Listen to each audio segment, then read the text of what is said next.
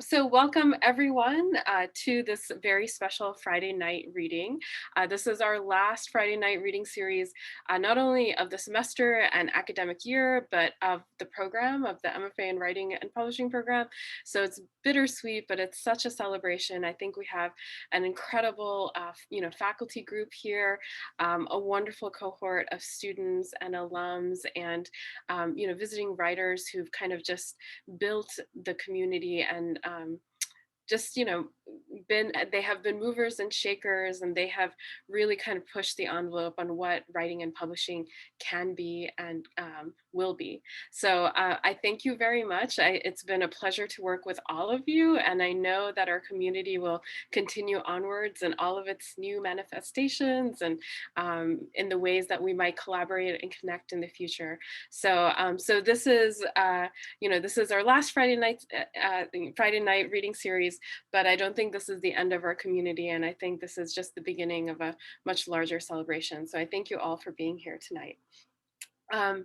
So this evening, we're going to have a number of our faculty read, and our first faculty member who will be reading is James Scott, and I have the honor of introducing him tonight. So James Scott is the author of the national bestseller, The Kept. He's been at work on the follow-up novel in the 7 years since, and has drawn a lot of inspiration from the Vermont setting and from his time at VCFA.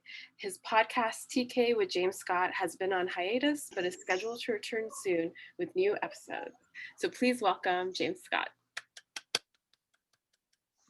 Thank you. Am I good? Yeah, thank you, Rita, for that and for everything. It's an honor to be here reading with you, seeing all your amazing faces and wishing we could be together. And the thing that I keep thinking about is when I first visited VCFA, I was rocking my daughter in her car seat on the floor of Cafe Anna with my foot while I talked to Miciah, and now she's a big kid. she's a real kid, and I just can't stop thinking about that. I can't stop thinking about like the creaking of the floorboards and how good she was and how cool I thought the place was, and then to be able to spend these last few years with all of you has really been incredible. So thank you to all the administrators and the faculty and everyone who's made this thing go. A special thanks to Miciah. I wouldn't be here without you. And thank you to all my students. You all should be so proud of yourselves. If you can write through this last year plus, you're going to be able to write through whatever life throws at you. And that's the most important thing, to just keep sitting at the desk. And it was with tremendous gratitude, I'm definitely going to cry. It was with tremendous gratitude that I got to teach the revision module this time around. And it was a little bit in fast forward. We didn't have, as much time as maybe we would have liked, and everyone was tired because it's the end of the year, but everyone worked so hard. And I feel a little bit like when you were a kid and you'd go out the door and your mom would chase after you and be like, don't forget your mittens, don't forget your hat, you're not wearing any shoes, it's 30 degrees outside. So I feel like hopefully, if those of you who are in the revision module, if I can leave you with one image, it's of me as your mother chasing after you with a scarf. But in thinking about this, and as Rita said, it's also bittersweet. And I was thinking about trying to read something uplifting, but I don't have any of that. I don't do that.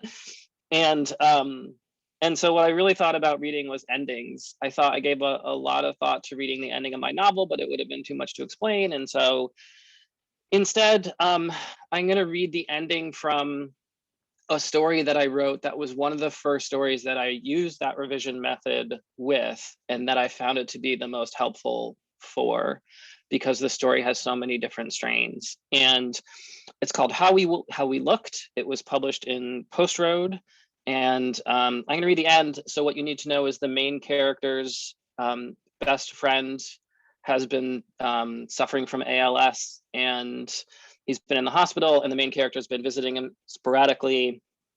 And I'm trying to think of what else. His girlfriend is in town, his ex-girlfriend is in town recording an album. And the other thing is that a kid who grew up in the town who they weren't very nice to as children is now very wealthy and is building an observatory in the town next to the hospital. So this is the ending of how we looked. In AJ's room, a large cardboard check occupied the chair in the corner. "What's this?" I asked and picked it up. The check had been made out to the ALS fund. There were a lot of zeros. Not surprisingly, it was signed by Nathan Garlow. "Garlow stopped by," AJ said, his words even more viscous than the last time I'd seen him. He stabbed at his bed control with an incommunicative hand, finally raising himself. I stood alongside the bed like an idiot. "Want to go for a spin?" I asked. "I don't think so," he said. "Come on," I said and picked him up. I felt like I'd dropped some of him. He must have lost 40 pounds since I'd last seen him. He leaned his head against my cheek just for a second, and I let it rest there. I felt tears approaching again. "Why, Andrew Jonah," I said, "it seemed like you were going to kiss me." His body shook with laughter. I placed him in his wheelchair. "Okay," he said, "let's go for a walk." One of the nurses stood in front of me saying, "No, no, no," over and over again, holding both of her hands up. I smiled and steered AJ around her. I practically flew up that hill. I ran as hard as I could for as long as I could, all out.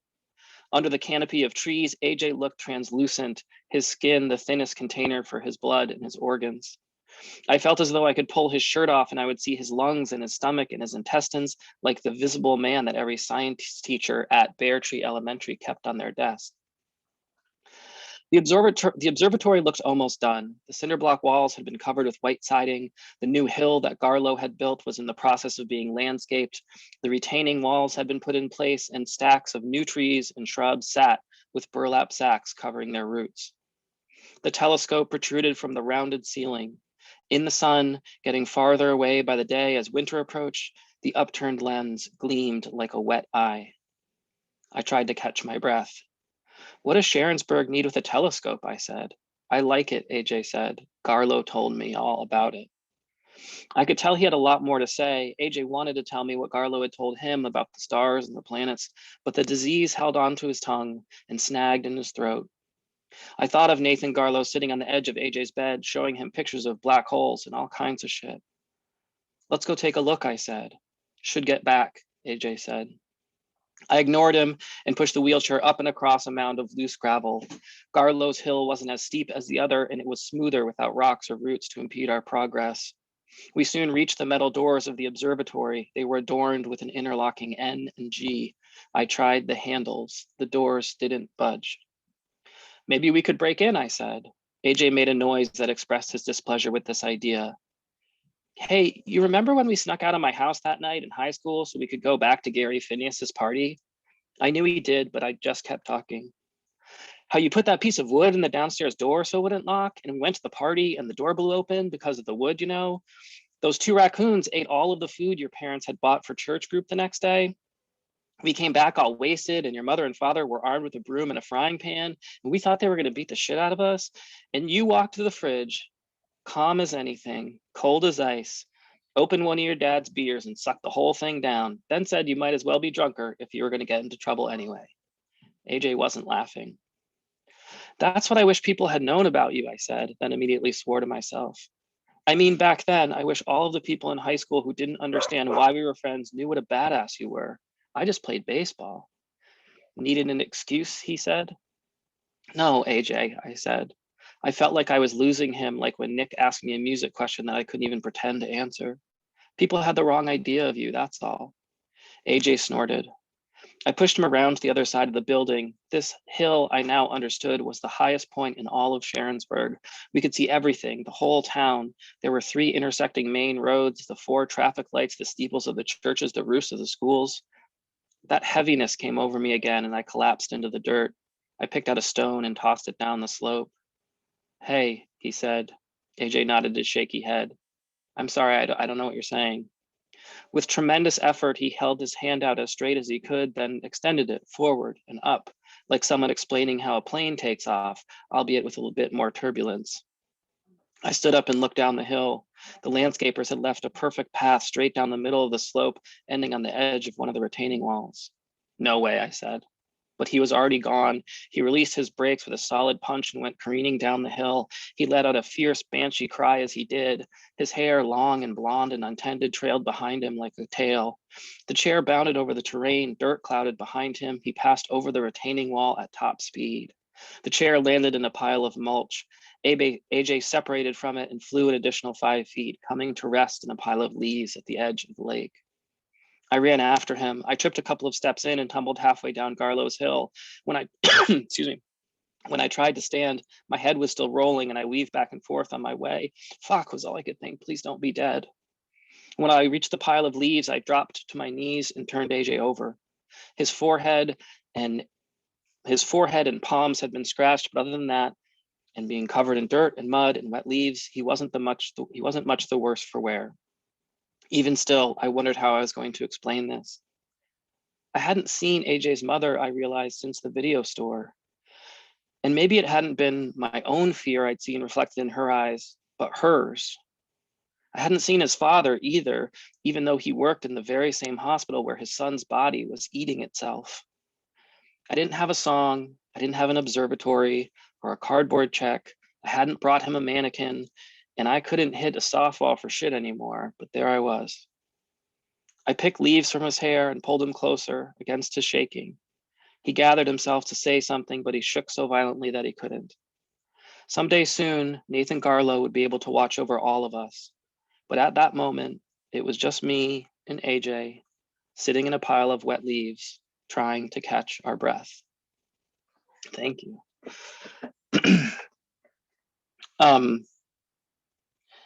And now, Rita Banerjee. Rita Banerjee is the director of the MFA in Writing and Publishing program at the Vermont College of Fine Arts and author of Credo, an anthology of manifestos and sourcebook for creative writing. Echo and Four Beats, the novella A Night with Callie in Approaching Footsteps, and Cracklers at Night. Her work appears in Hunger Mountain, Pank, Nat Brute, Poets and Writers, Vermont Public Radio, and elsewhere. She's a co-writer with David Shields of Burning Down the Louvre, a documentary film about race, intimacy, and tribalism in the United States and in France. And she is currently working on a memoir and manifesto on how young women of color keep their cool against social, sexual, and economic pressure. Please help me in welcoming Rita Banerjee. Thank you. Yay. Thank you. Thank you. So I'm going to do something a little different, which is I'm going to read something that I wrote this week. It's an extension of an essay that I've been working on for a while, American Cast for Isle magazine. And I've been so wrapped up in the pandemic and other crazy things that are happening that I've just been writing this by hand this week. I want to say this reading is partially inspired by Joshua Beckman, who did a reading at Harvard a couple years ago, and he read a bunch of poems that he wrote on the airplane over there. So here's to you, Joshua. So here we go. This is my essay, American Cast. There's an old saying in India, if you move across oceans, you lose all caste. The dictum is meant to be a presage, a warning to those who seek the riches and adventures of outside worlds and once there lose their foothold in society, or when returning home find themselves a stranger in a stranger's land. Cross the dark waters and lose all varna, lose all indication of status, wealth, social rank, prestige, privilege, and power. Lose the language of home, lose its logic, lose the understanding of supremacy and subordination, lose the sense of right action, lose wrong thought. When my father moved to the United States in 1973 as a young graduate from an engineering school and then married my mother in 1976 and brought her back to New York with him, thus abruptly halting her graduate studies and what might have been a prosperous career in academia, I like to think in some sort of unconscious, subversive, maybe even self-destructive way, what my family was fleeing was not war or communism or difficult financial circumstances or a democracy trying to grow through the stinging shards of post-colonialism, but what they subconsciously were escaping was caste.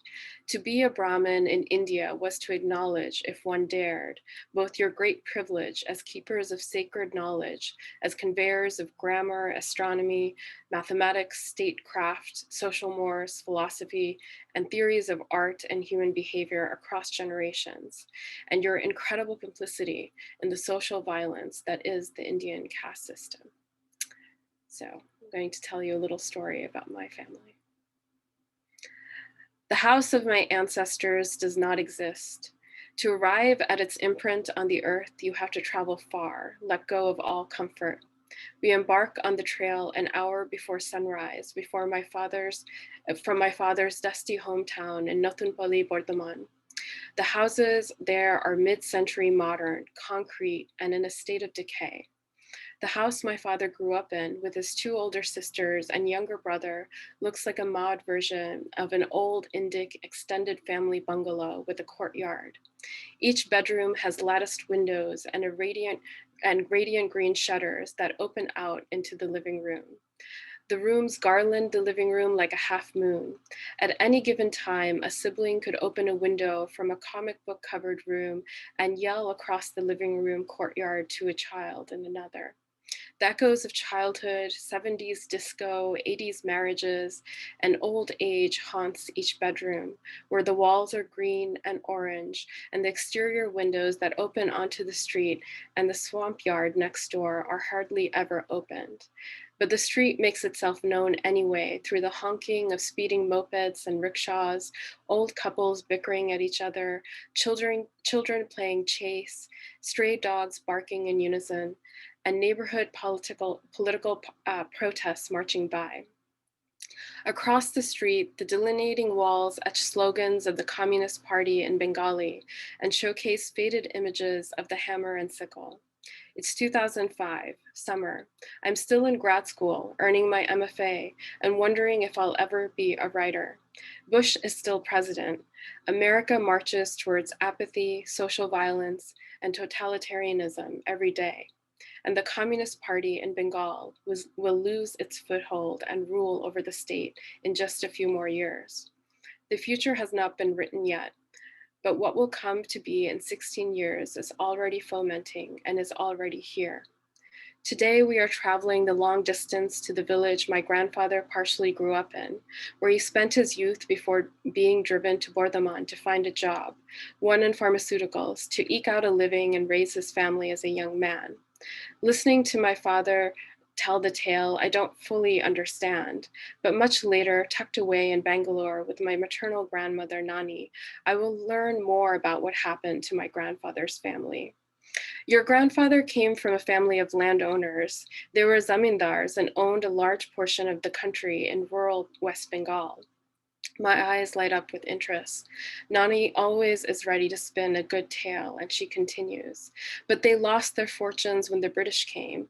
They became too entangled with them, went on hunting trips with the Brits, gambled in their dens, drank wine at their country clubs.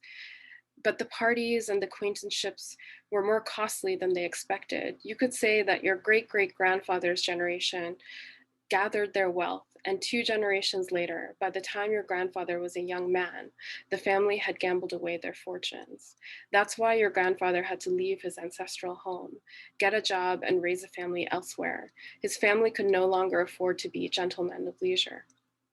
I think of Nani's words as I sit in the hot, dusty car with my aunts, cousin, and dad as our driver takes us towards our grandfather's ancestral village. My uncle, my other cousin, and the extended family trail behind us in a second Jeep. We continue on our journey through the dust. We stop at the golden yellow town near the village called Shonamukhi. It's a small principality with a few dozen kilometers away from Dada's village. There we have a late morning tiffin with my father's cousin, whose neck is in a cast following a roofing accident. He lives in the family home with his aging mother. He's chatty but has a far off look. I don't know it then, but it will be the last time I will ever see him. After our late morning meal and tea, we continue on our journey. At a certain point, we have to leave our jeeps behind and hop on two local ox carts that travel on the dirt road of a mountain beside a dried up, glittering river. After almost an hour on the bumpy, unpaved road, we arrive at the entrance of my grandfather's village. The gates to the village are slate gray and are surprisingly ornate. Our guide to the village is one of my grandfather's best childhood friends. He wears a maroon beret, black boxy glasses, and an oversized rust-colored scarf over his white Nehru-style pajama set. He looks a little bit like the actor Devanand and has a pastiche of French and Bengali style with his large hipster glasses and dark hair peppered with just a bit of gray. At the gate, he gives us a welcoming smile and warm welcome. He guides us through the village, which turns out really to be an ancient mercantile town. We passed by a row of thatched huts, first where the few remaining villagers still live. Next, we go to the temples lining the main road of the village. Inside, they are full of terracotta statues in the angular shapes of horses, deer, and snakes. Each animal has a vermilion mark across its forehead as a sign of respect and worship. When I stare at the snake statues painted with orange sindoor, my Aunt Shika giggles behind me, saying that the villagers worship the Nagas, the snake gods here. I find rows and rows of animal figurines in the temples, and this is intriguing. There are no human images or idols to be worshipped here. My grandfather's friend guides us to an open-air, two-story thatched bungalow. From the red-painted mud wall's second floor, we peek at the village dwellings. Everything is calm and green and in birdsong. Magnolia, jasmine, and gardenia blossom alongside the huts. Looking at the lush green earthen scene, I think that this is what a true ashram must feel like. But my grandfather's friend pulls us on. He takes us beyond the huts and individual temples to a large pink sandstone gate that marks the entrance to the town's market square. The inscription at the top of the great gate's archway reads 1650 AD, and I stand back and study the gate. Did my family really live here for 400 years, maybe even longer before this gate was built? And why this Western style architecture and date? What kind of dealings were they doing with the Portuguese and British then? And now I'm just going to read from my notebook. So here we go. When I catch up with my family next, they walk far into the interior of the town, past the market square to where hundreds of Shiva temples are lined up one against the other. Each temple is made from white marble and opens up into two large connected village squares. You have to go up and down a short set of marble staircases to get to the other. The first square features mostly white stone temples with open gates and abstract statues of the black Shiva lingam surrounded by the stone yoni within them. In the second square are larger buildings, some former temples, some perhaps old cream-colored brick buildings that were used long ago for administrative or financial purposes. Near the seemingly abandoned but well-maintained buildings, I spy an ornate pastel-colored castle made from tin. It's a European-style schloss, something akin to Neuschwanstein, and it looks to be over a century and a half old. The castle sits on a wooden cart in the middle of the temple square. It's the size of a very large dollhouse, but it's too big to wrap your hands full around. Each floor has an open window, and the gold-threaded fabric of handheld puppets peeks out from within the toy castle's enclave. I stand and stare at the antique object. How did it get here? How long has it been here? Why a castle with pointed Gothic turrets and not a miniature Rajasthani-style palace here in the middle of an abandoned village in rural West Bengal? I'm still taking pictures of the toy castle, which sits in the middle of the white marble square, undisturbed, when my grandfather's friend calls out to me. Do you want to see the house? My grandfather's, I ask. Yes, he says. I nod in agreement and follow him and my family with the camera in tow.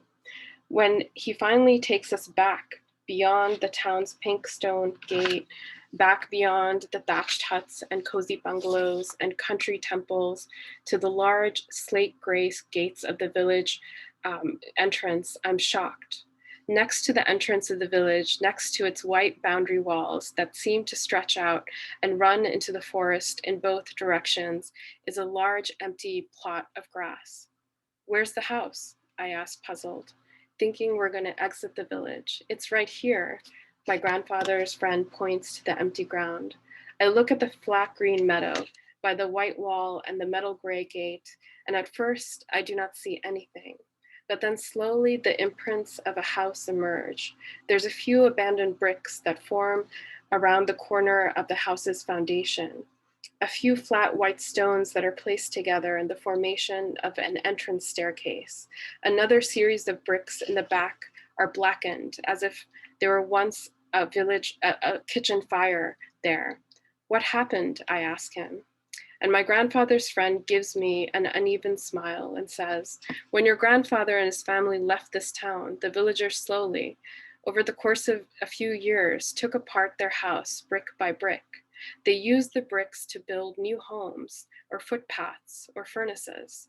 After some time, your family's house no longer existed. And in those years since, no one from your family has come back to reclaim it. My father and family move on. They don't dwell on his words and instead talk about getting back on the road to Shonarmuki to have some tea. I pause and let the words sink in as I look at my disappeared ancestral house longer. There's so much left unsaid in that summary of what happened. My family were landowners and they ruled this square of rural land deep in the heart of West Bengal for centuries. They were zamindars and Brahmins, and part of the town square was funded or set up with the help of the Portuguese or the British in 1650. My ancestors dined, hunted, and gambled with the British, while their villagers paid taxes and paid for their livelihood through the crops they harvested and the goods they made. And when my family left the province, they themselves bankrupted by economic plight. They left those villagers behind to fend for themselves. And then over the course of a few years or decades or two, those villagers took apart their house brick by brick. I want to leave this story on that final image of the green meadow and the lonely bricks that mark the corners and imprints of the zamindar's house that no longer exists. I want to point to that act of rebellion and say, see, we all have agency, even in our darkest hours, even when the clock, the culture, the tide, the taboo, the evil eye is turned against us. I want to say, look how I noticed that subversion, how those villagers banded together and wiped out the symbol and sign of their oppression. But does pointing out to someone else's resistance make me feel better? There's something self-satisfying about seeing the ways in which my ancestors may have oppressed others marked clean, a silent cheer of solidarity given to those they oppressed. But does their act of erasure absolve me of my sense of guilt and or history? Does it negate my sense of supremacy in any real way? If we are all supremacists and continue to be, how do we recognize and stop the harm we cause to others? Thank you. Thank you. Okay, and now it is my honor to introduce our next faculty member, Tim Horvath. Tim Horvath is the author of Understories from Bellevue Literary Press, which won the New Hampshire Literary Award for Outstanding Work of Fiction, Circulation from Sunny Outside, and in collaboration with the composer, cellist, Rafael Andrade Unbau. His stories have appeared or are forthcoming in journals such as Conjunctions, Agni, Hayden's Ferry Review, and elsewhere. His story, The Understory, was selected by Bill Henderson, founder and president of the Pushcart Prize, as the winner of the Raymond Carver Short Story Award. So please welcome Tim Horvath. Thank you so much, Rita. Wow, that was incredible. I'm still with you in the place that you brought us, looking at that meadow. So I feel like I'm in multiple places at once now. What I'd like to do actually, so Rita mentioned this collaboration that I've done. And so what I wanted to start out by doing was to have a siren go by. But after that, what I wanted to start by doing was to play you about a minute or so of the piece by Rafaela that inspired the short piece that I'm going to read. So it's called Chop. And essentially, Rafaela is a composer, and she is also an instrument designer and inventor. And so she built, she's a classically trained cellist, and she built an electroacoustic 16-string cello called Knurl, and essentially recorded 8 tracks, each of which is based on a different musical style or bow technique. And so these became my writing prompts.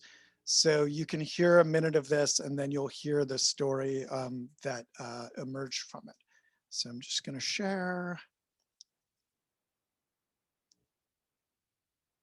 Hang on just a second. Okay.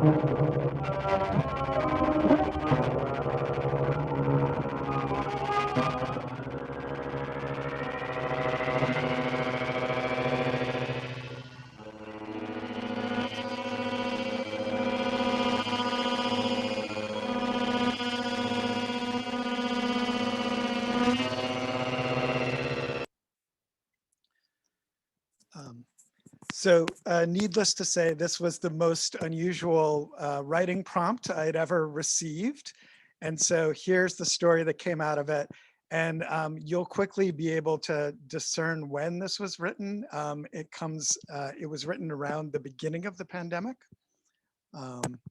So here's Chop. I'm trying to keep myself busy while the world is on hold.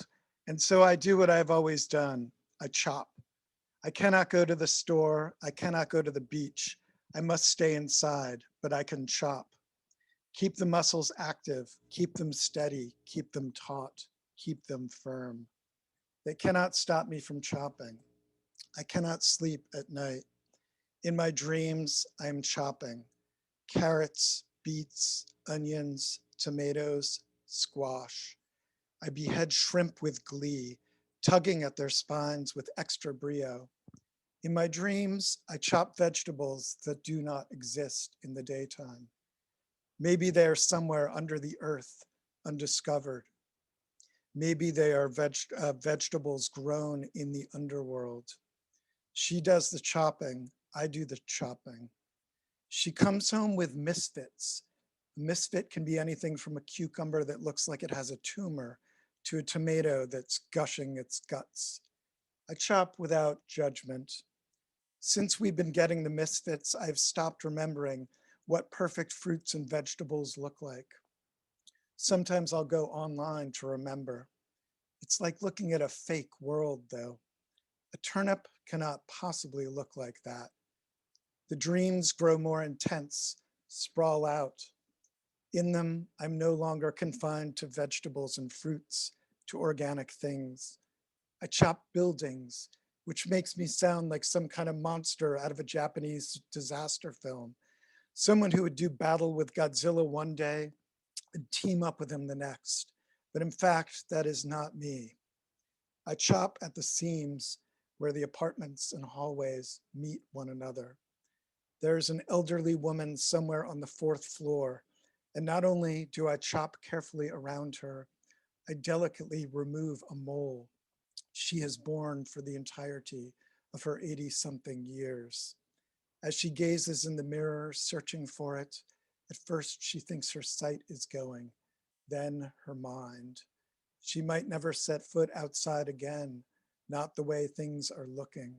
But every time she steps in front of that mirror, it's as though she's dancing again, as she did 62 years before she'd been self-conscious about the mole, when it was a soft little gemstone, before she thought she was a misfit. We'd passed each other 100 times and nodded hellos.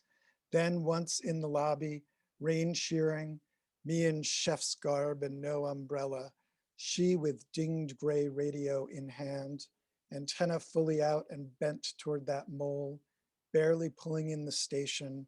She spoke about a night in Gdansk.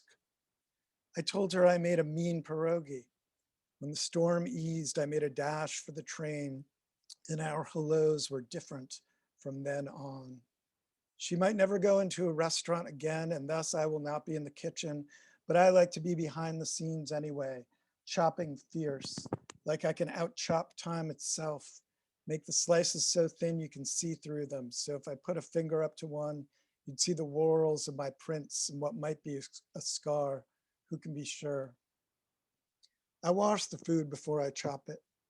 I will let you in on a secret. If you spend a full 20 seconds washing an apple by hand, by the end you will know that apple intimately. You will feel like you made that apple from scratch. You'll be a charter member of the Apple Makers Guild. With that apple, you could tempt Eve, you could tempt Adam, you could tempt God. God chopped first, split the light from the darkness with the very first sweep of the hand. I'm not sure if I believe anymore, not in these times. What I believe in is the next chop. I know that eventually all the knives will go blunt, go dim. I'll have to go and get them sharpened. There's a guy who started coming around the neighborhood again in his truck. He comes in a mask and I almost think of him as an executioner, except he's going to breathe new life into these knives and in so doing into me. I can't wait to see him. But right now we can't afford anything extra. We're buying misfits and saving our coins. I dream I pay him with a coin I've chopped so thin it is many coins, some of them dull, at least one of them gleaming.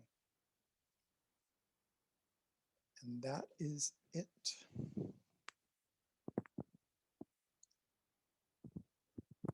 Thanks. And I have the pleasure of introducing Erin Stalcup. So Erin Stalcup is the author of the story collection, And Yet It Moves, Indiana University Press, 2016, and the novel Every Living Species, Goldwake Press, 2017. Her fiction has appeared in the Kenyon Review, The Sun, Hinchas de Poesia, and elsewhere, and her creative nonfiction was listed as a notable essay in the Best American Essays 2016. And I'm also going to go slightly off script momentarily and say that her next novel, which I'm currently reading, called Keen, is absolutely amazing. And I'm really kind of hoping that she reads from it, although I'm sure I'll be pleased with whatever she reads. But it's coming out soon. I don't know the exact date, but I'm so excited for it, as with all of Erin's work. Please welcome her. Oh, Tim, thank you so much. Thank you for finding me in the world, Tim. I love your work entirely, and it's such a pleasure to hear you read. And thank you for finding me in my work. I am going to read from the novel. The novel's called Keen. It's forthcoming. And the reason why I'm reading from it is because these are actually the pages I first read when I first moved to Vermont 3 years ago. So I moved to BCFA, and my first class I taught was a 3-week module on vulnerability, specifically in creative nonfiction.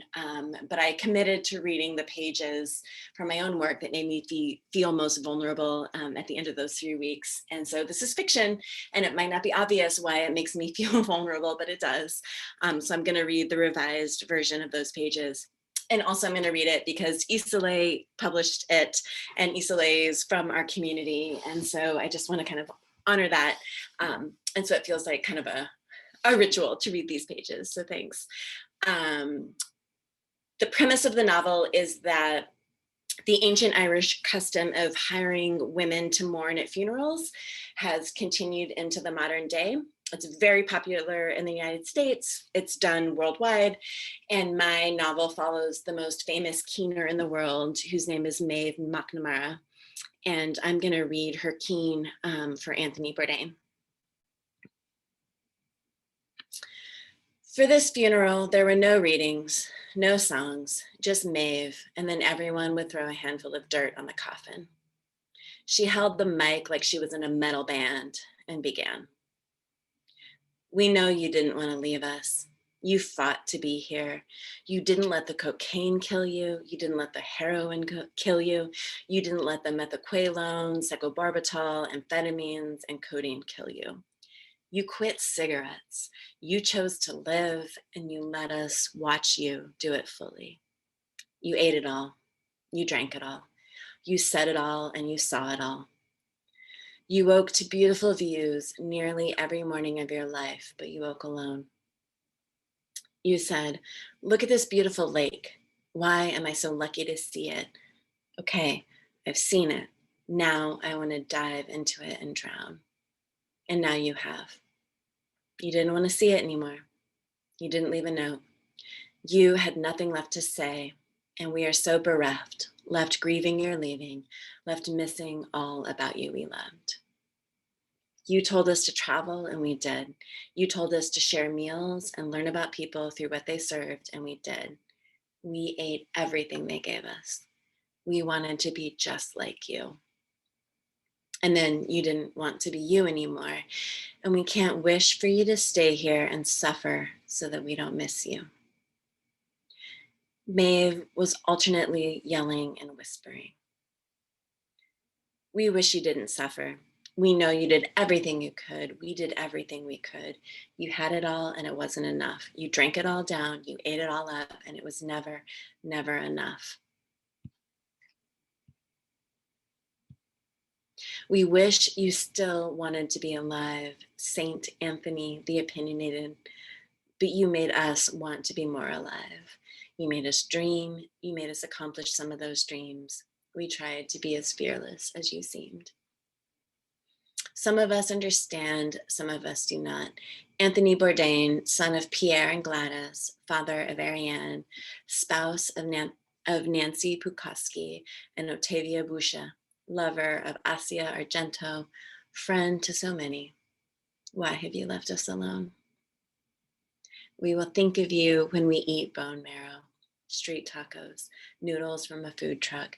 We will think of you when we eat escargot, foie gras, steak tartare, and pommes frites, even though they're never as good anywhere as they were as Brassiere les a.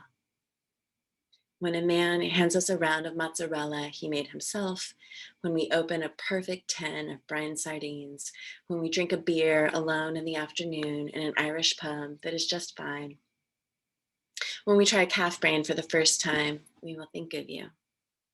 You showed us that all that fine French food is cooked by men from Mexico. You toasted la raza. You chided us for being shocked at seeing Palestinian people's simple meals, simple hopes. You didn't drink in Iran.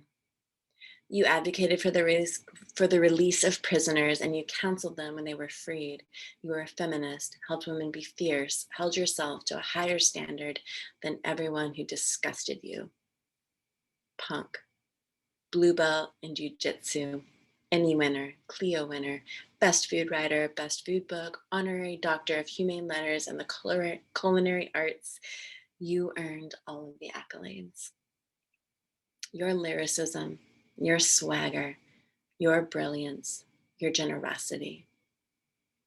Renegade, unapologetic, passionate. When we learned you didn't come down for dinner, you didn't come down for breakfast, you wouldn't be filming at the market today, we sat on the ground. You made us love the Waffle House, that beacon of hope and salvation, inviting the hungry, the lost, the seriously hammered, all across the South to come inside. You made us a little less afraid of the unknown. You made us feel more connected with our planet and people we will never meet. You taught us that our weird is the world's delicious. You made us try things. You made us try things. We watched your show from space. We watched you eat sheep testicles in Morocco, ant eggs in Mexico. Raw seal eye is part of an Inuit tradition, and the beating heart, blood, bile, and meat of an entire cobra in Vietnam. We watched you eat unwashed warthog rectum in Namibia, fermented shark in Iceland, and chicken McNuggets in New York City. Nothing human was alien to you. You will always travel with us, Tony. You made us omnivorous, nomadic. We are ravenous. We are insatiable like you, but may we all want to stay. For him, Maeve tore out fingers full of strands of hair tangled in her knuckles. She screamed, screeched, and shrieked, and no one covered their ears. We grieved his choice so hard, but Maeve helped us see it as a choice.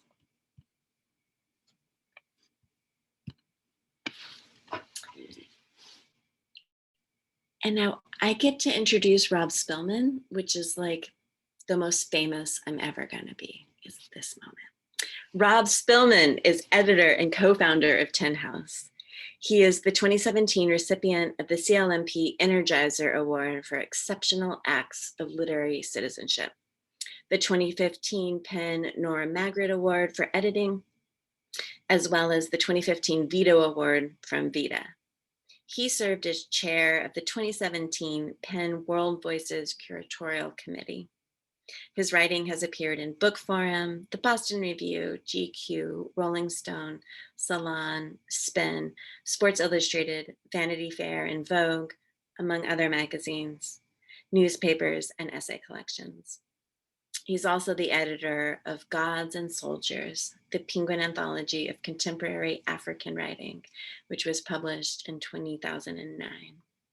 He's a member of the Brooklyn Book Festival Literary Council, is on the board of the Story Exchange nonprofit Narrative 4, and is on the community advisory board of the WFMU radio station, and is just a general mensch in all things literary. Welcome, Rob.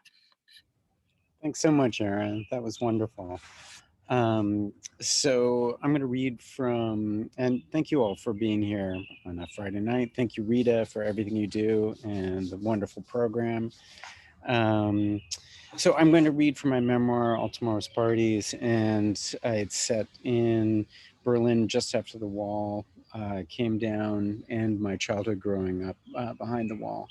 And the reason I'm going to read from that is I'm thinking about Palestine and the walls there and the intractable violence and something that feels like there's never going to be a solution, but that's how I felt growing up behind the wall. And so I'm going to read a scene right from the beginning where I've moved with my wife, just married, to East Berlin, pre-unification. So it's pretty chaotic, but the wall has been breached.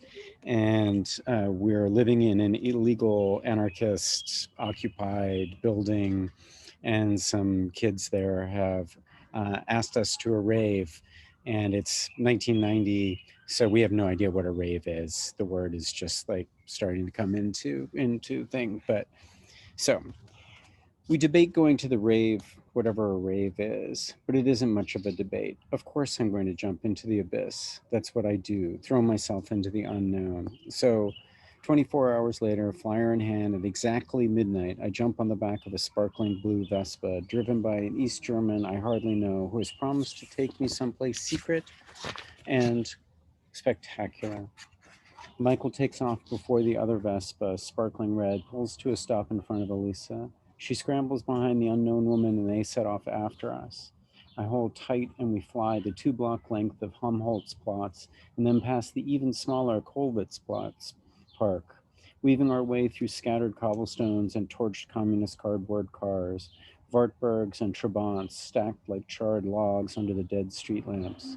I feel like I'm in Fellini's Roma, a camera mounted on a scooter gliding through Rome at night, the Vespa's soft, sweeping light illuminating ancient fountains and statues.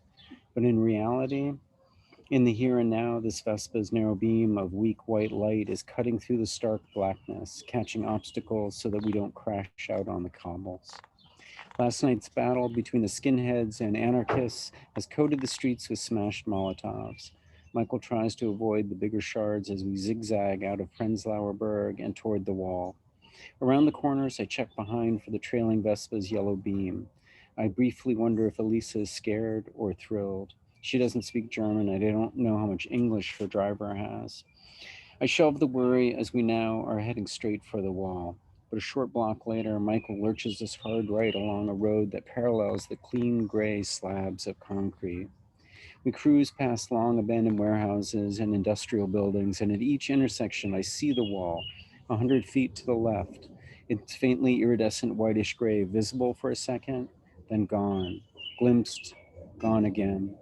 Hang on, Michael says, and switches off his light.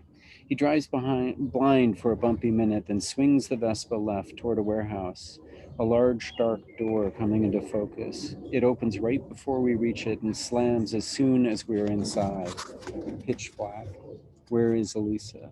Should I turn and run? Before I reach full-on panic, the door flies open and a second Vespa coasts in. The door bangs shut with a metallic clang and several flashlights click on. Here, you will need this, Michael says, and hands me a small plastic flashlight. I aim the light at Elisa, who gives me a questioning look, and I shrug. Bitte gehen Sie jetzt, a young man says, impatiently pointing his flashlight towards the water-stained back of the room. His eyes are all pupil, and he is sweating, his jaw fiercely working over a piece of gum. I wave goodbye to Michael and follow the sweating man to the other side of the small, white-tiled room and through a set of steel doors that lead to a stairwell. Banish all bad thoughts. We're not going to get rolled. It's all good. Follow the signs.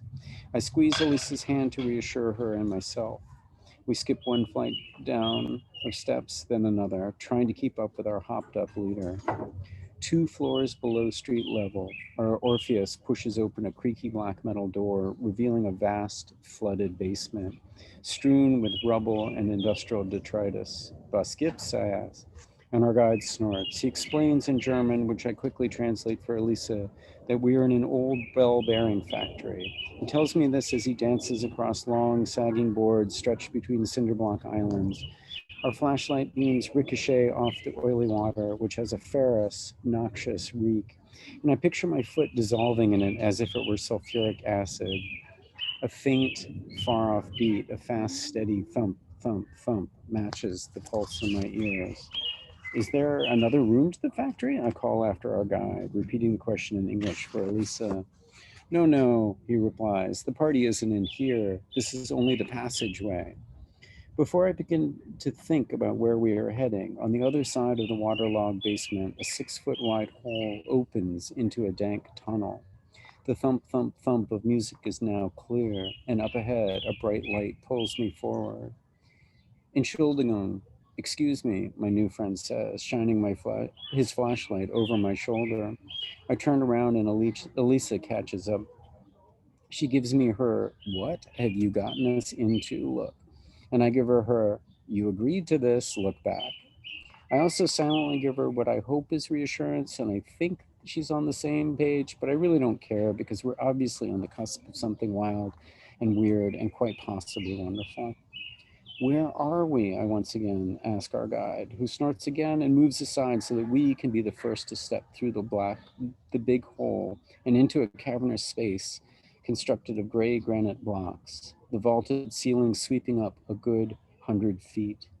People are dancing everywhere, on piles of paving stones and railroad ties and in the long trench that runs through the center of the giant space. They're dancing to the loud, steady, bass-heavy electronic music, something that sounds like Kraftwerk crossed with Donna Summer. The dancers cast huge shadows from the low, icy white strobe lights ringing the room. Atop a Lincoln log-like construction of scavenged railroad ties perched 2 sets of turntables and 2 young men with black bubble headphones who are bobbing along to the music. Where are we? I shout.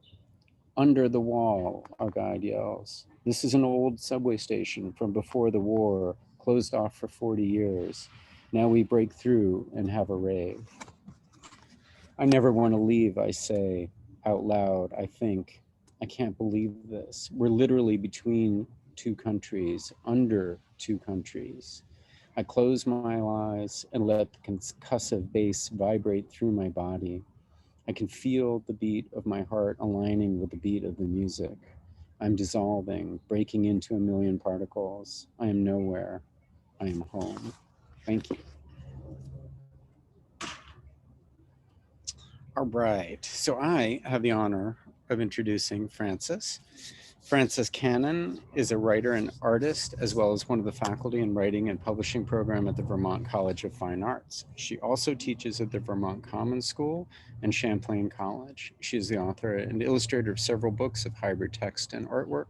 Walter Benjamin Reimagined, MIT Press, The Highs and Lows of Shapeshift and Big Little Frank, Goldwake Press, Tropicalia, Vagabond Press, Predator Play, Ethel Press, Uranium Fruit, Honeybee Press, and Bitten by the Lantern Fly, forthcoming from Finishing Line Press.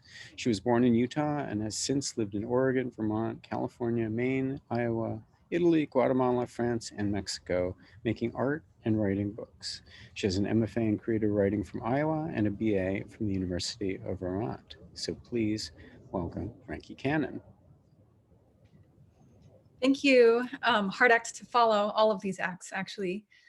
And I will also do my best not to cry. Not that there's anything wrong with crying, but I was inspired by James being so vulnerable and forthcoming. It is a bittersweet reading to have the last reading of the semester also sort of be the last of this cohort and the current manifestation of the program. So I hope to stay in touch with all of you. And also, I'm really glad that some of my students are here. I loved teaching you. It was harder during the pandemic, but I'm glad to still be in touch with some of you and reading your theses. That's done now. And I just love teaching at this program. So I'm sad to not be doing that next semester. So that's that. I'll set that aside. Thanks for putting this reading together and hosting and coordinating, Sarah and Rita. So I, like Rita, also have new work, which is my apologies in advance, but also I'm just bored of reading the same old stuff. So even though the work that I've been writing over the pandemic has not yet been published, it already feels old. So I'm going to read really new work from today. We'll see how that goes. The first two pieces, they're poems, so they're short. The first two pieces are new today, and the third is a little bit older, a few months maybe. The thinking cup runneth over. And then here's a quote by Caroline Forche. The hand moves across the page of its own accord. Now my words. It's hard not to have the visual. Visiting the parents of my partner, I can't call them in-laws, we're not married.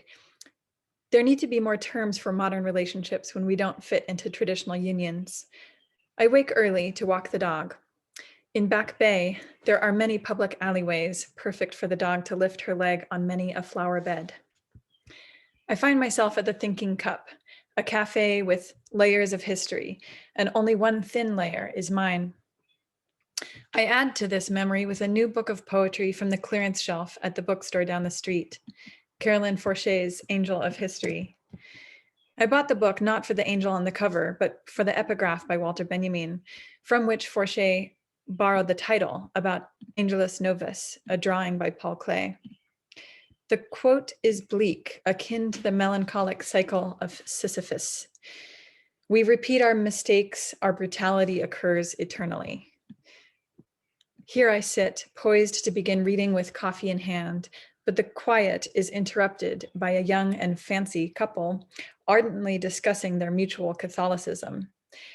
It seems like a first date. They're too eager, talking over one another, smiling to humor the other, but not really listening. I flip through the pages of my book, gathering scraps of poetry here and there. I read, God's name, a boneless string of vowels. I'm tempted to speak this verse aloud, to stir the conversation of these pious could-be lovers. She's wearing thick makeup and pearl earrings. He absent-mindedly fingers the gold cross on his neck, while he mansplains marriage and attachment. The fruit tart on the table remains untouched, perhaps as a symbol of their sexual virtue, their restraint. I move outside to a table on the sidewalk, where to my relief, the smattering of a dozen other customers around me speak in languages not my own. Thus, I have escaped from religious fanaticism, away from the painfully awkward script of a Tinder date, and melt into the cacophony of diverse linguistics and pigeon antics. Now I can read this book of poems in the open, irreverent air of the street. Here's the next piece. And for this piece, I do have some artwork. They're, I don't know how visible they will be, but these are cyanotypes that I made in the woods the other day. And you'll see from the poem what those are if you have no idea what that word means. I have more, but I won't show you all 25 of these. Ghost Brook. We call this place Ghost Brook in tribute to the little white plant with no chlorophyll, Monotropa uniflora, ghost pipe, an ephemeral bloom which saps nutrients from the roots of trees, semi-translucent like a bleached fish vertebrae or a rain-soaked mushroom stalk. The other common name for this plant is Indian pipe. What for? Who would mistake these strange, delicate sprouts for the spiritual tools of the Abenaki people chased from their home, from the forest where the flower thrives? The name of this place on the map is Indian Brook. A sad irony, this land is now the private property of residents of the town of Colchester. We outsiders are not allowed, but we sneak in at least once a month to forage for mushrooms, picnic by the frog pond, or to sit on the wooden bench out on the peninsula. There are other spirits here, the old farmhouses buried under the water's surface, the man who drowned in shallow waters a few years back. You tell me he didn't know how to swim. His feet gave way on a slippery rock, and he succumbed to water weeds. Ghost mimics haunt these woods, creatures who lurk near the shore in white disguises, an egret flying low, an owl who hides in the marsh by the chanterelle patch. These birds keep watch on the shapes above and below the surface of the water, fish, insects, humans. Today I am here practicing the ancient form of photography, cyanotypes, or sun prints. I place squares of blue-green coated paper on smooth stones and tenderly arrange compositions of opaque objects, flowers, twigs, moss, lichen, ferns, sand. These shapes cast shadows. The green dye fades to yellow as the sun burns their silhouettes into permanence. I rinse the prints in a cold stream to develop the photos. All that remains is the pale white forms of plants, the after image of these fronds and petals, botanical ghosts painted in time. And here's my last piece. Everything is a leaf. Excuse my pronunciation of any German words in this piece, please. I don't speak German. Everything is a leaf. You propose that we write a book about Goethe. Apparently that famed poet, botanist, philosopher of yore wrote that alles ist Blatt, or everything is a leaf. And you think that we should write a book expounding on the concept, plant anatomy, how every part of the plant could be considered a different stage of the leaf, from the bud scale to the inflorescence. You'll write the outline and I will illustrate it. Once the idea has been spoken aloud, it infects all of our conversations. During every walk we take in the woods or even around town, you grab my arm enthusiastically and point out the various parts of the plants. We examine the leaves of elderberry bushes, Russian olives, lamb's quarters, artemisia, hosta flowers. No leaf is left unturned. It doesn't matter if we ever actually sit down to write this book or any others. It's these shared moments of research and learning that I treasure, this mutual celebration of knowledge. The season of leaves passes, and our fevered leaf peeping, sketching, and botanical diagramming slows to a drip. One night midwinter, you pull me in close before I've had a chance to peel off the 1,000-layer puzzle of my winter outfit and say, maybe instead of the Goethe book, or after we finish that project, we should write a book about all of the things we love. Botany, history, literature, cooking. I blush, and not only from the heat of wearing my knit cap indoors, but because I don't know how to break it to you that I'm already writing this book. I beat you to it.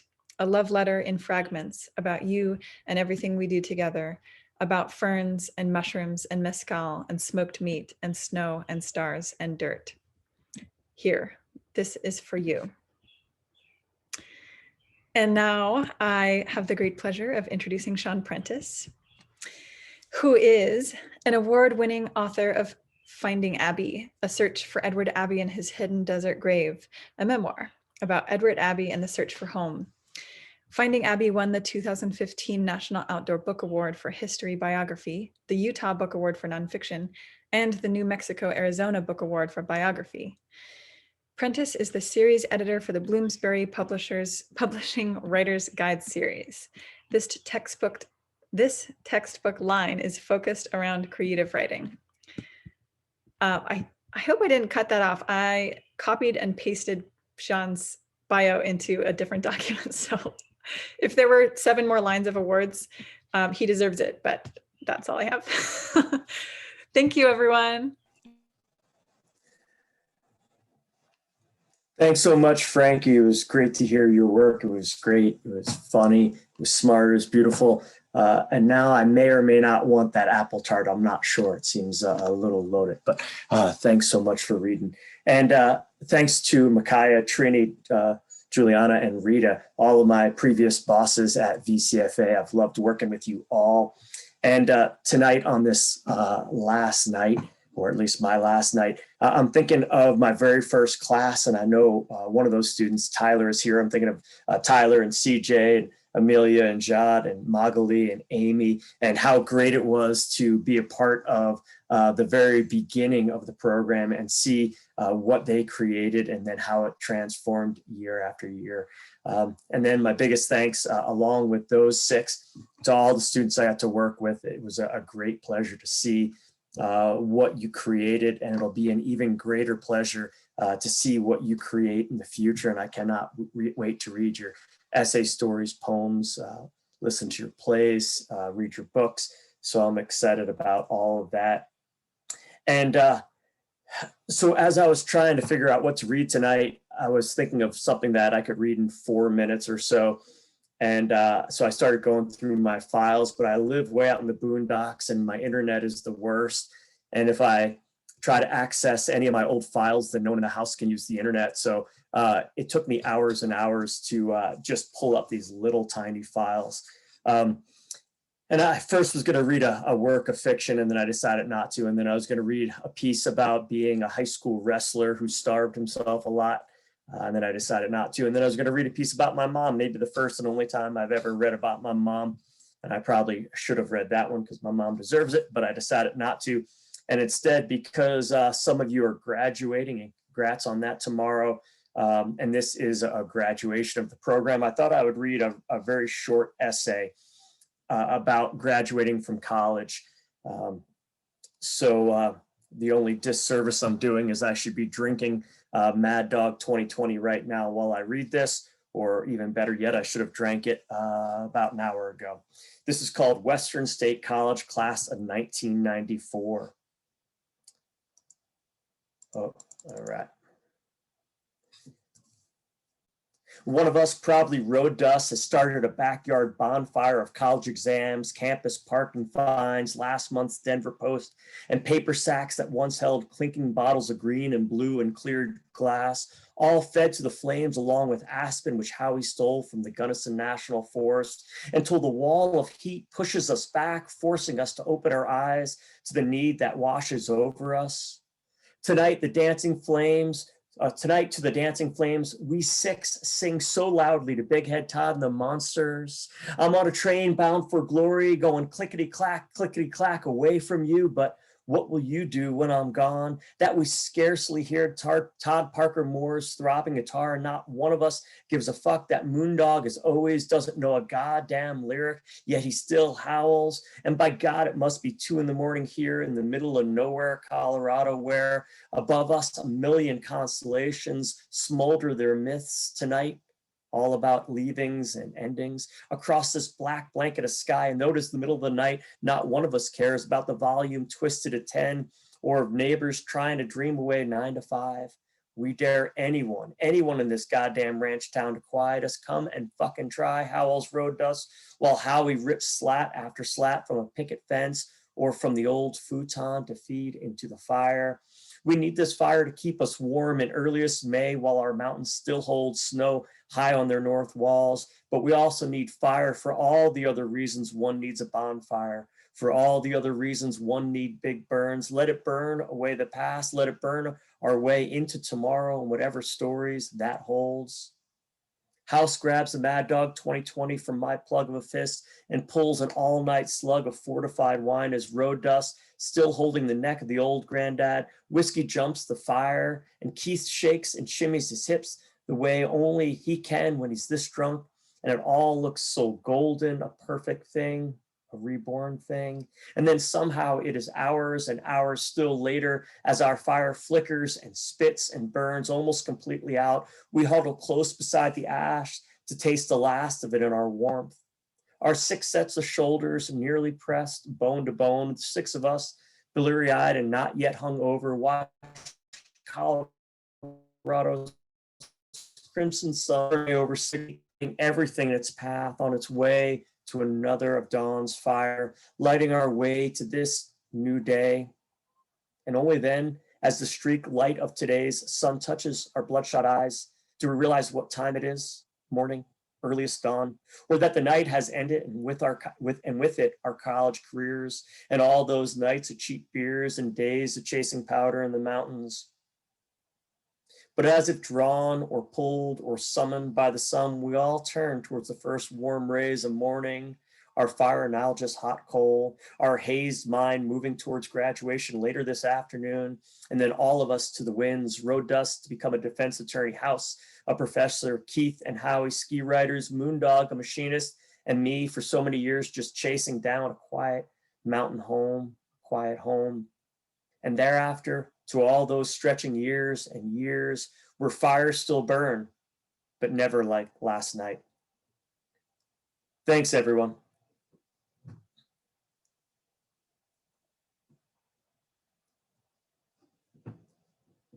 And much, I think it was James who mentioned that he had a naked child in the background. I don't have a naked baby in the background, but she's downstairs. So if I disappear before this is over, it's because I'm the one who puts her to sleep, but hopefully I can make it to the end.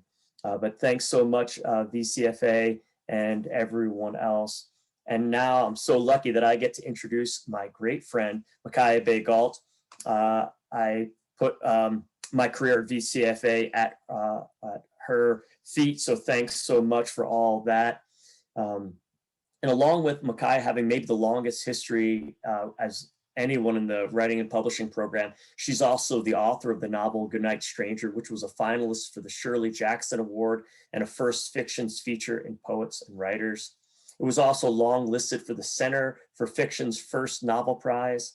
Miciah's fiction and essays have appeared in the New York Times, Modern Love Column, Tin House, Lit Hub, Electric Literature, Salon, the Harvard Review, Poets and Writers, The Sun, the Southern Review, Agni, the Literary Review, and the anthology Contemporary Vermont Fiction. It's my great pleasure to introduce you, Miciah. Thank you, Sean. Thanks for that great reading. And thanks to everybody. This is so much fun and very bittersweet. I guess I just need to say that it has been just my honor and pleasure to work with all of you, with my colleagues and my students these last several years. And I'm so grateful. I feel like I've learned so much about, not just writing, although I've learned a lot about writing from being with all of you, but about the kind of person I want to be in the world. So thank you all. Okay, so I decided also to do a thing that makes me feel vulnerable, which is to read from my new novel. I'm just going to read 3 pages. Some of you have heard me sort of speak endlessly about this, but it's a little scary to read something that no one's, I guess James has read these pages, but no one else has read this. I've never read them. So we'll see how it goes. This comes at the beginning. It's just the beginning of a section.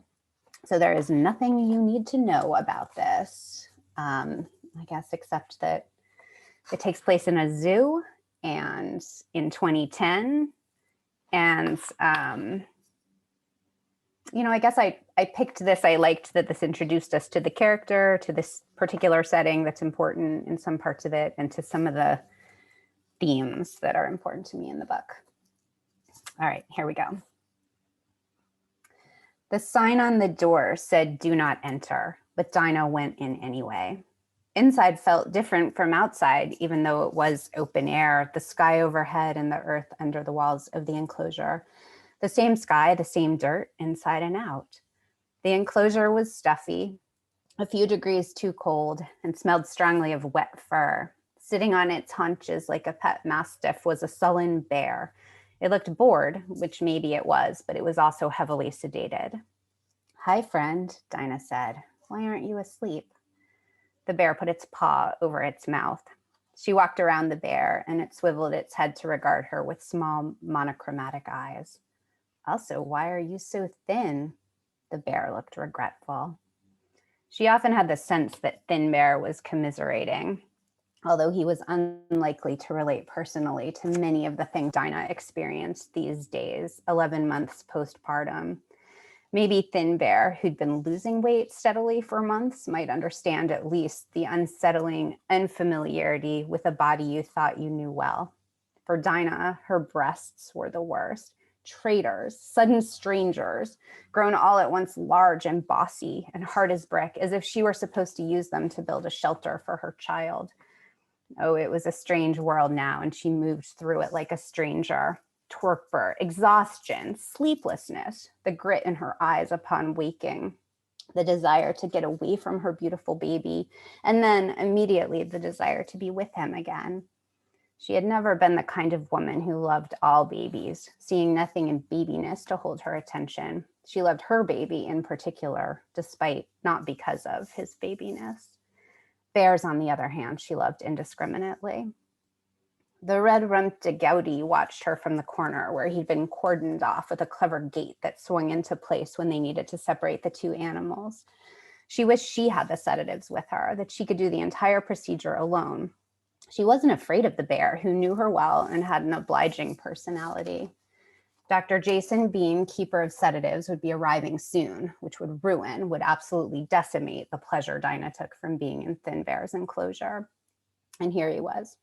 The door opened and Dr. Bean appeared with his entourage of interns. Jason Bean was pale and slender, smiling too much, a perpetual grinner, always laughing, trying to please, peering always into everyone's face as if he could see his reflection there. "Thin Bear won't sleep, yeah?" Dr. Bean said. Standing with the interns was Lori, whose job it was to train a rifle on the animals during treatment in case they woke up unexpectedly and became aggressive. "Is this necessary?" Dinah asked, but Lori and Dr. Bean ignored her. Dr. Bean administered additional sedatives using a pole syringe so that he could stand 6 feet away from the bear. For the first shot, he'd also worn a mask and leather gloves, but follow-up doses could be administered without these precautions. "Look at him, he can hardly stand," Dr. Bean announced joyfully. Dinah hated Dr. Bean. "Does it surprise you he can hardly stand?" she said. "Jesus Christ, 6 millimeters. "Nothing surprises me anymore," he said. "Once you've lived in the animal kingdom, you're beyond surprise." "You hardly live in the animal kingdom," Dinah said. Thin Bear was licking his lips. His head rolled a bit, as if impossibly heavy. With a resentful look at Dinah, he stretched out clumsily. "Bingo," Dr. Bean said, looking over his shoulder at the interns. Dr. Bean placed a lubricated blindfold over Thin Bear's eyes to protect his corneas, and to block any sunlight stimulation that may call him back from his dream state. He clamped a pulse oximeter probe onto the bear's tongue, which was impossibly long and pink like a strawberry fruit roll-up. "I'll intubate," Dr. Bean said quietly. "Gather round." "Must we gather round?" Dinah said. "I concentrate better alone." Months from now, he would write on her performance evaluation. "Employee professes trouble concentrating. Recommendation, vitamin supplements, and meditation." And I'm going to skip ahead and just read one more page. So this is after they've examined the bear, drawn blood, back in the office. "Claire is going to reach out," Jason Bean said, wheeling his office chair toward her. He loved to roll his office chair from place to place, grinning. He liked to be thought of as fun. "We want to have you over." "Oh, God," she said. "Oh, yes, we adore Anders, you know. Clara and I both do." "Anders and I would love to come," Dinah said carefully, "but you know we're just flattened by the baby, so apologies in advance if we're too tired." "You think the baby will never sleep through the night, and then like magic, suddenly he's sleeping through the night." Okay, he and Clara had no kids, so how would he know this? But everyone was an expert on babies. "Listen," she said, "we have to talk about the thin bear. Our dear thin bear, what troubles him? Broken heart or heartworms?" "I don't see evidence of either," she said, "but I'm wondering about anemia and maybe vitamin C deficiency." Dr. Bean said, "We should be having another conversation now, and I think you know to what I'm referring. The wolves? Not the wolves. The spider monkey? Not him. Are you really going to make me guess?" Dinah asked. "You were in the bear's enclosure this morning when I arrived." "Well, I thought he was sedated. Our #1 protocol, my friend." "I should have waited for the others," she said. "It's a safety issue. I understand what you're saying." "Naughty girl," he said. "No," she said. "Do not call me naughty girl, for fuck's sake, Jason." Later on her performance evaluation, he wrote, "Employee wrestles with rules, all rules, thinking they don't apply to her, but the rules exist to keep us safe." And that is where I'm going to stop. Thank you for listening. Okay, it is my great pleasure to introduce now Ariel Francisco. Ariel is the author of A Sinking Ship is Still a Ship, Burrow Press, and All My Heroes Are Broke, CNR Press. A poet and translator, born in the Bronx to Dominican and Guatemalan parents and raised in Miami, his work has appeared or is forthcoming in the Academy of American Poets, the American Poetry Review, the Brooklyn Rail, the Florida Review, Guernica, the New Yorker, and elsewhere. The Miami New Times named him one of the 5 Florida writers to watch in 2019. Welcome, Ariel. Take it away. Thank you so much. And thank you to everyone at VCFA for having me. I always love being back even virtually. I think last time I read for a virtual reading, it was like in the single digits up there. So I was grateful to have it be online, but now I really miss getting the chance to be up there. But it's so great to see everyone again. Love the Zoom squares is great. So I'm just gonna read 2 poems. The first one is very short, and the second one a little longer. Don't mind my cat; he's been kind of an attention seeker recently. The first one is a translation from a Guatemalan poet named Jael Lopez, and it's called Prelude. Because people are not places, and maybe one day you'll want to return, and you will find nothingness. Because people are not places, they're transient birds, building nests out of memories, only to sacrifice them to winter. And sorry for the street noise. It seems that everyone has broken out their motorcycle or a very loud car this week. And the second poem is a little longer. It's called Insomniami, which is a combination of insomnia and Miami. And it's really made up of kind of fragments and pieces that didn't make it into A Sinking Ship is Still a Ship.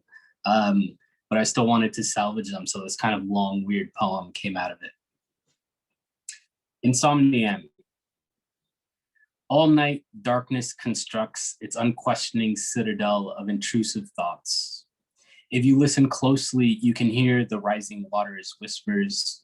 If you cover your ears, you'll hear it too. Trapped in the seashell of night, chase the echo to its origin. A useless lullaby, a rhythm replacing the unticking digital clocks, counting my sleeplessness in silence. The shapelessness of waves, a watery sleep paralysis gripping the city. The high water mark is reaching for the sky and getting there. New high rises rise every day like sharp teeth, a fire sale. Get it while it's hot, get that land while it's still land. The world is burning, you know. All night you can hear them building another goddamn stadium while tearing down the house around you as you sleep. Enough empty seats for the displaced, an uncheering home crowd longing for home. Enough hollow condos for everyone, but it's important that they stay empty. They won't say why. Hurricanes come through like tourists, and suddenly there are less homeless people, their names lost to the larger one of Christian chaos. Night is a rosary of unanswered hours. Count them, count them, count them. Sometimes I'm grateful for the light pollution. The smug stars think they know everything, but their slow knowledge is always late with its light. Still, I consult the disdainful horoscope to see what they promise to promise. Miami is obviously a Leo, look it up. A drowning fire sign, pride pretending everything is fine. I mean, come on. A backwards place. You can't blame everything on the Bermuda Triangle, but you can try. Swimming birds and flying fish, burrowing owls, night sky reflected in the water becoming confused, a broth of clouds and corals. Octopus conspire against us, limbed brains learning from our mistakes, our errors come too soon. Certainly they'll do better with this city than we did. This city with its history of hurricanes and fraud. One day the neon will burn out, and then what? Sun rises like rent. Sun rises like a flag. Sun rises like the ocean. I can't sleep, but the city I love can't wake up. Thank you.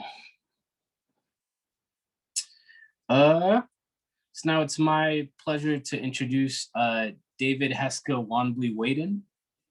David Heska Wanbley-Waden is an enrolled citizen of the Sikangu Lakota Nation, is the author of the novel Winter Counts, Echo 2020, nominated for the Edgar Award, Barry Award, Thriller Award, and the Hammett Prize.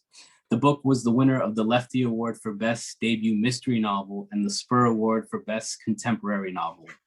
The novel was a New York Times Editor's Choice, main selection of the Book of the Month Club, and named a Best Book of 2020 by NPR, Publishers Weekly, Library Journal, and other magazines. He lives in Denver, Colorado with his family. Hey, everybody. Oh, thank you. Wow, what a, well, first of all, Chante Washte Chiazupo, I speak to you tonight with a full heart. It is my pleasure to be here. I'm kind of the new kid in the writing and publishing program, but in a sense, I'm not, because I think a lot of people know this here. I was a student in the writing program at VCFA about a decade ago. So I did 3 semesters at VCFA, and I learned so much from David Jouse, Doug Glover, these people that were just really fantastic teachers. I transferred because as a Native American person, a new MFA program opened up at the Institute of American Indian Arts in Santa Fe, where I joined a lot of my classmates, some of whom you may have heard of, Tommy Orange, Therese Mayotte, Jake Skeets, so I joined all these people that I guess were now being called part of the new Native American literary renaissance. I transferred because it seemed to be the place to go to if you're a Native person. And so it is really my privilege to come back and return to VCFA, although I'm quite disappointed that I never got to return to the campus. I only got to join you guys virtually. I especially wanted to visit Dewey Hall where I spent many a time on the steps with other people having beers and various alcoholic libations.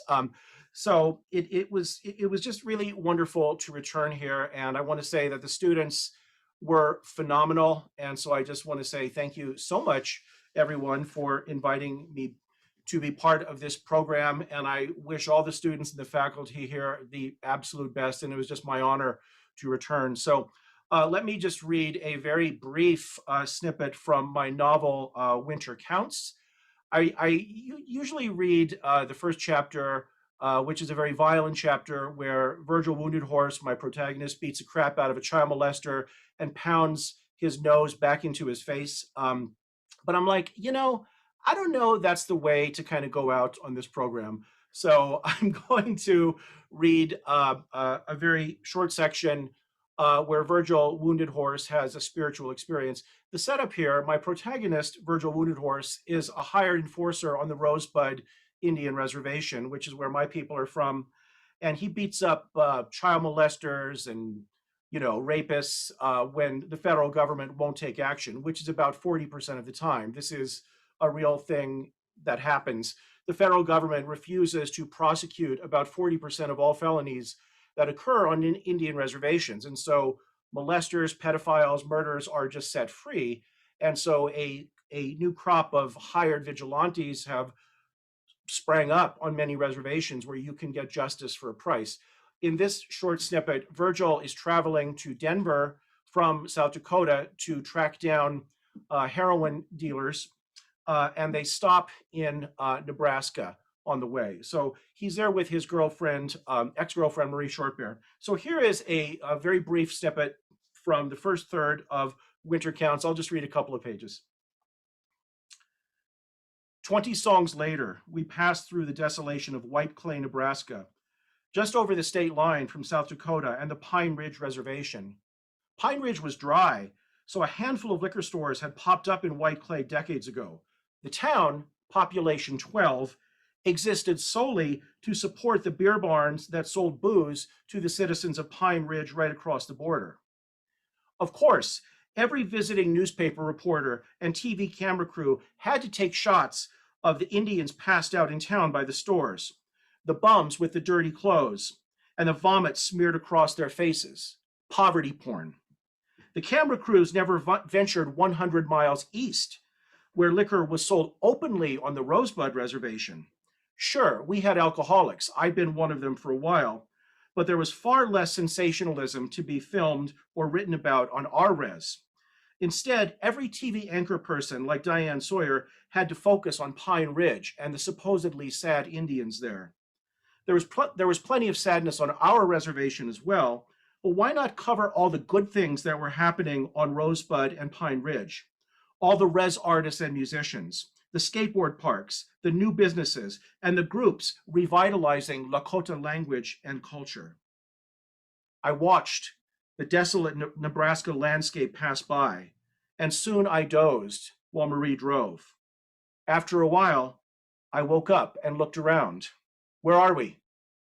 Just outside Alliance, still Nebraska. You need to stop? It had been a long time since I'd eaten or taken a bathroom break. Yeah, if there's a gas station, I could go for some beef jerky. She turned the music off abruptly. Oh, you ever seen this? I forgot about it till now. What? Look over there.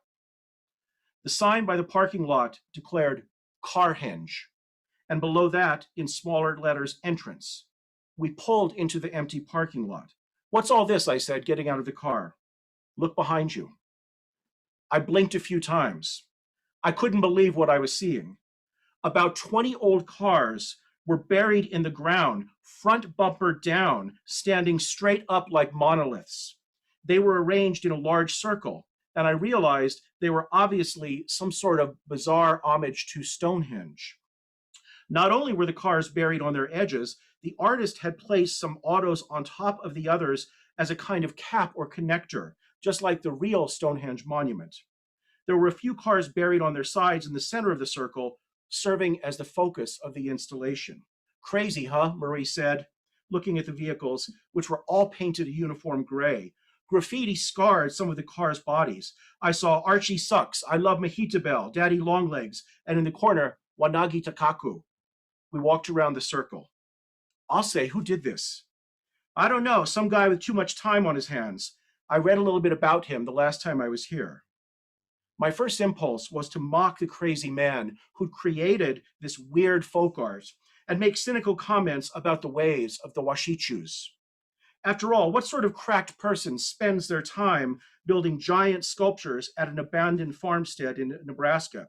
It must have taken years to create this odd melange of old autos in the middle of nowhere. We stood there for a while in the shadow of the statues and walked around the circle together. As we strolled between the buried vehicles, I began to appreciate the scale of what the artist had attempted.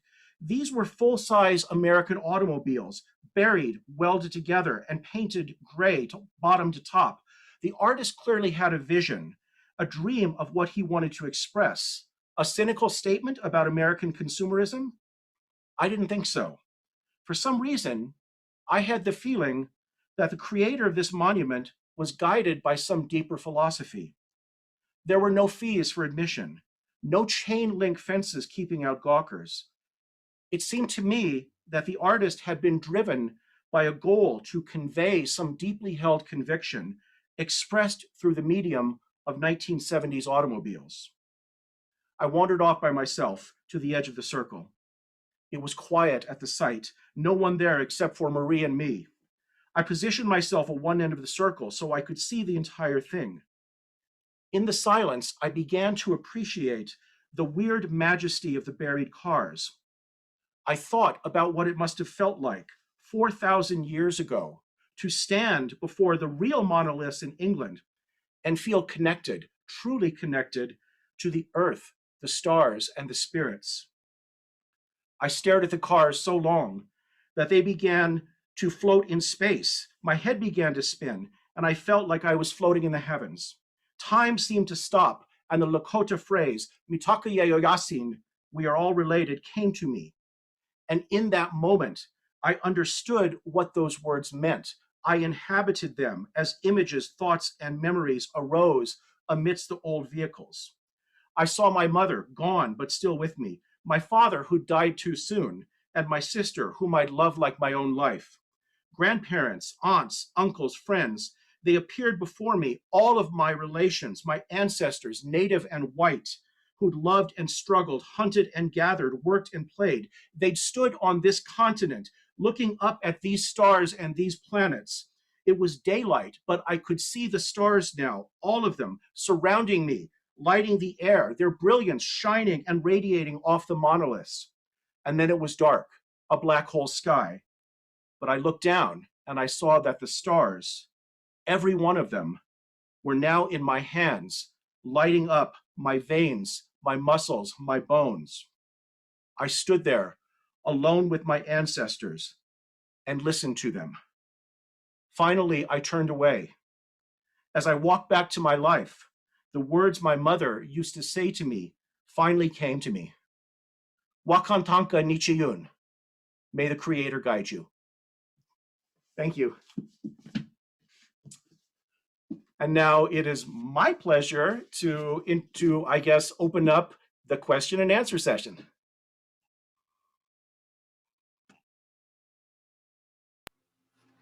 Thanks. Maybe we can all unmute and do a round of applause, and then we'll go into Q&A. Thank you, Dave. That was so powerful. Thank you, everyone. Thank you. Cool. So we're open for Q&A and comments. If you want to say something, feel free to unmute or raise your hand or type it in the chat. Sarah Lumi. I just want to say that was a great evening tonight. Thank you all so much. And thank you to VCFA and the Writing and Publishing Program. You did world of good for me and for so many people. So thank you all. Thank you, Sarah. Yeah, if folks want to, say thanks or comments, you're welcome to do so too. Well, along those lines, this isn't a question, but more of a reflection. I just want to say how incredibly grateful I am to have gotten connected to this community. I feel like I came in at the very tail end. I'm at the James Scott as my mom, like running with the scarf stage of things in the cold. But this community has been sustaining for me over the past year. And I sort of can't imagine not having been a part of it at this point, because it's become so integral to my life. So thank you all. It's really been an honor.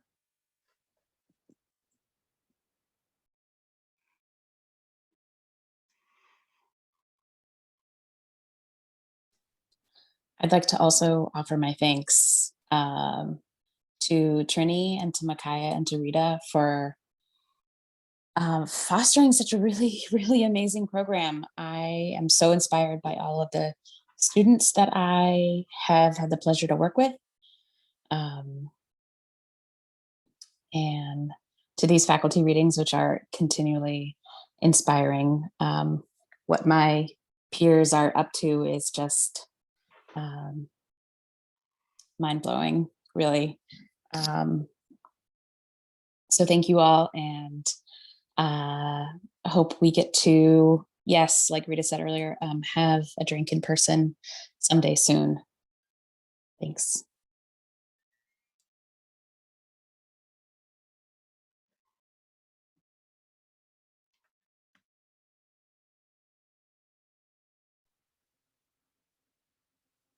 Thanks. Yeah, folks, feel free to jump in if you want to say anything.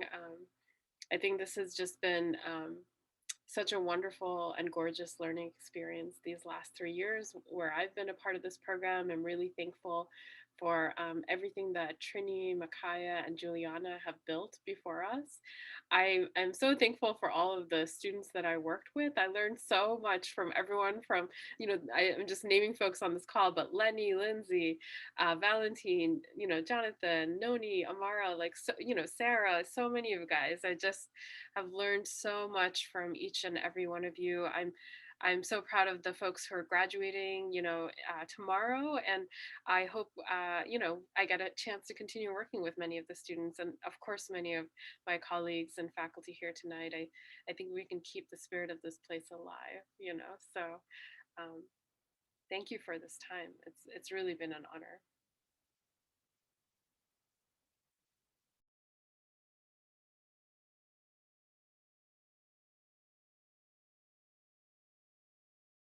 I think we're all a little close to crying right now, Lindsay. So, yeah.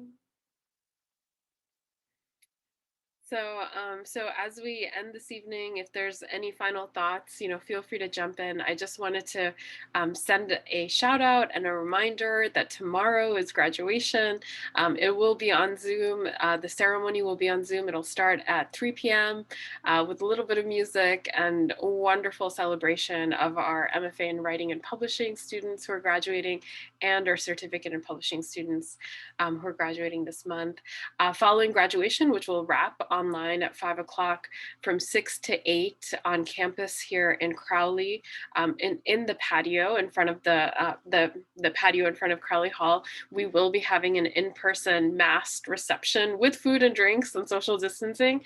So if you can make it, please come. We're expecting about 20 people to show up, and we'll have enough food for all of you guys. So if you haven't RSVP'd but would like to come, shoot me or Sarah Leamy an email. We'd love to have you attend for, a wonderful celebration, but not our last hurrah. So please come, tomorrow if you can.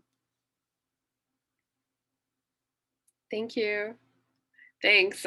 Yeah, and if everyone just wants to unmute and say thanks or, congratulations to our grads, you're welcome to do that. So there you go.